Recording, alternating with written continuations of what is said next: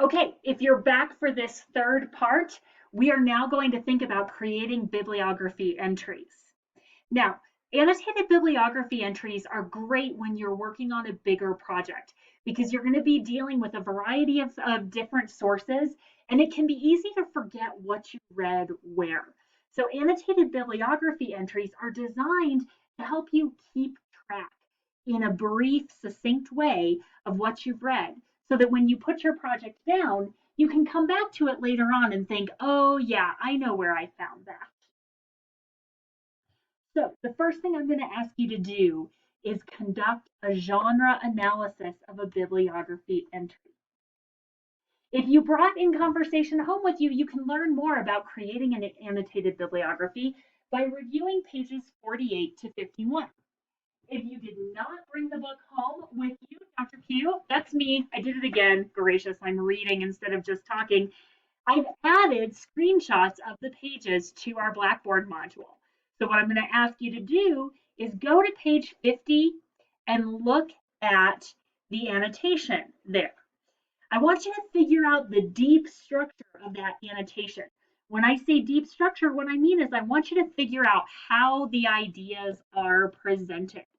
There are at least 6 important things in there that you may want to include in your own annotation. So once you've done those annotations, I want you to do a quick genre analysis and send me via email a list of all the things you observe in that annotation that you want to include in your own annotation. So once you've done those annotations, you're going to complete your assignment. You're going to do those annotations.